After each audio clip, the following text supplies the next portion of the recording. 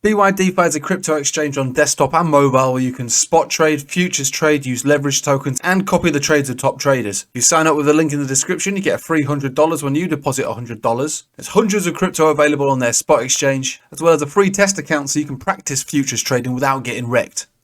BYDFi. Hello everybody, welcome back. Make a quick video. Mostly we're going to focus on the S&P.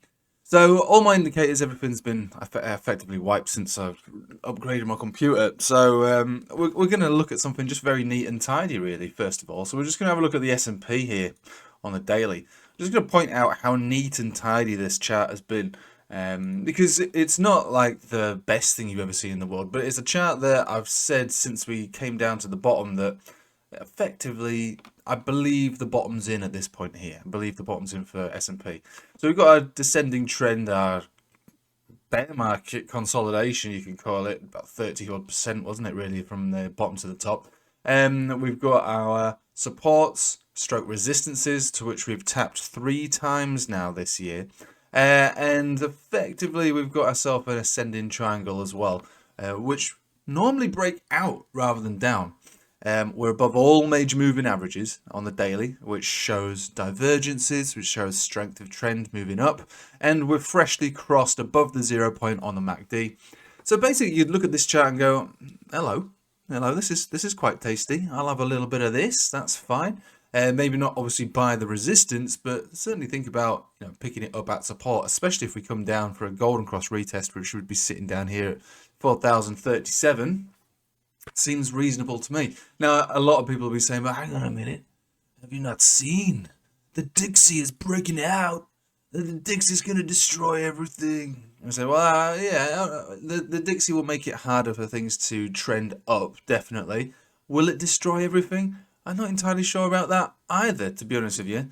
Like I say, all my indicators have been wiped fresh, but I can show you also something that's extremely neat and tidy. Extremely neat and tidy. It is the Dixie on its channel, the Dixie rising channel, which we have basically been sitting around in for a very long time. That's not quite right, is it? That's not quite right. There we go.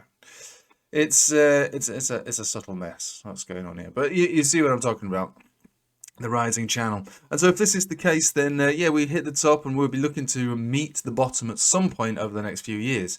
So look, this isn't the neatest, best, most amazing thing you've ever seen in the world. This is going back quite a while now, so going back like 10, 11 years. We've got ourselves a rising channel, which often break to the down. What do we see here? Well, we see the Dixie mooching around on the weekly around 103, which effectively is a fair amount of resistance there. We go back to the daily. What do we see? 200 exponential. It could just be another death cross retest. If that's the case, then we'll be looking for a pullback on that one. And again, with the 4 hourly is going to look a little bit more bullish than all of this. But it has its golden cross and everything like that. And so look, it's just a matter of pointing out the trading environment for us right now. On the short term, we do have 4 hourly golden crosses. We do have uptrends. We do have things looking up for Dixie. On the S&P, we do have resistance on the short term. That's right. But on the longer term, things are looking quite well. So let's turn our attention back to Bitcoin. So Bitcoin, as you all know, or if you don't, I'll just let you in on a well-known fact, is that Bitcoin appears to have a 4-year market cycle. And at the moment, we are at the beginning of the bull market phase, which doesn't mean it goes straight up, but it just generally means that it's likely to trend up over the next few years. Trend up to a new all-time high. Right, so that's the deal. That's projected to take place by the end of 2025, broadly speaking. And so if we think about everything we just talked about on the Dixie and on the S&P, which are on the higher term time frames, then actually that would mark a similar kind of direction for those as well.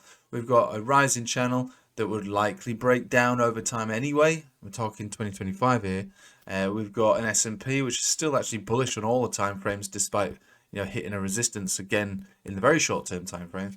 And we've got a 4-year market cycle that we've just entered into the bull phase really for Bitcoin.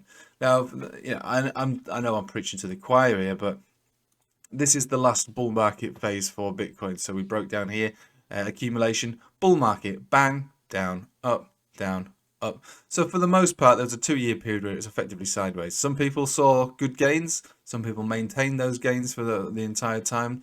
Well, for a very brief amount of time where you came back down to break even. But for the most part, it was sideways. That's your bull market. That's all part of the 4-year market cycle. And then da-boosh. That's what we should really be looking to expect this time round. In fact, I'll be looking for that to the max. This is probably more volatile back then than it would be around here. Reason being, it was a smaller market cap. You know, it was less popular. We were coming out of what was a mania phase bubble pop over here. It was effectively like a dot-com bubble type environment. Then we came into crypto really was not being traded with the same amount of volume by any means. It'd be amazing to see $1 billion trading volume in a day. In fact, I believe the whole of the crypto market cap down here was only a few hundred billion. And what were we still over? We're definitely over $1 trillion still. I can't remember. But we're still quite high. So I'm just trying to put it to you now that, yeah, long term everything seems okay, and the short term things don't look all that bad. So taking yourself outside of the shortest term time frames can do you a favor.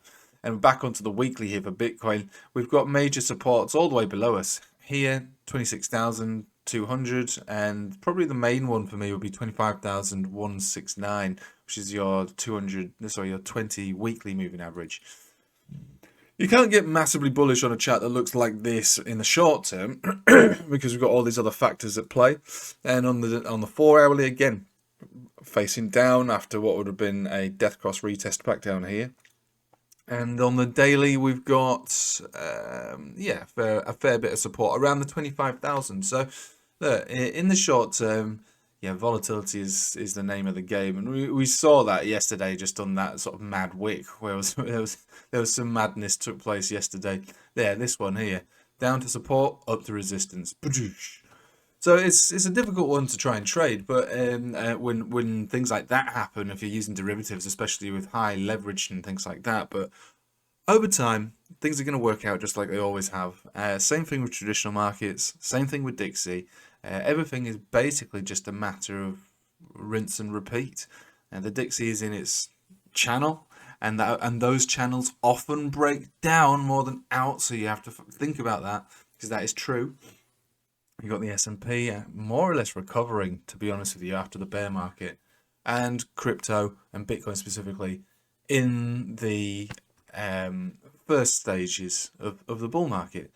Now, just to let you go with a little bit of short-term time frame stuff, we've got ourselves a very tight 1 hourly Bollinger Band here. I would expect to see probably more of this sort of thing right now. Indecisiveness is the name of the game. The volume is so low, and with that, and especially with the indecisiveness, it's going to come volatility. We might see more of this. We might see a breakdown and a bounce out. It's going to be difficult to trade. It's absolutely not going to be looking to trade this weekend. Not that I have the time to do it, but I certainly wouldn't, not after what we saw yesterday, and just to see the general lack of conviction in these charts on the short-term timeframes.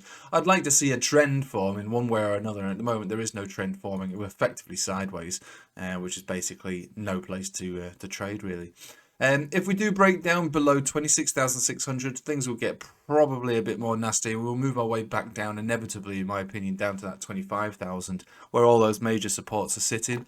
If we were to break out of the 29,000, which again is going to take a fair amount, and then, yeah, all the way up to the Holy Grails into the 30s and probably beyond. But for the moment, we are stuck sideways. Probably we're in favour of a bit short-term downside still. So we might be looking to consolidate further on this one before we actually move out. But again, sideways, volume low, not particularly convinced. Traditional markets not open and blah, blah, blah. So I'm going to leave it with you there. I mean, just even the volume profiles down here will tell you that something has changed when it comes to trading this asset, which is people who either wanted it or bought it or picked it up at the beginnings of the bull markets, very much like they would have done back down here, and then they're along for the ride. Now, all those big time buyers haven't, they've finished, and it's just going to be allowed to run its course, which again, in a 4-year market cycle period, is a pretty decent course.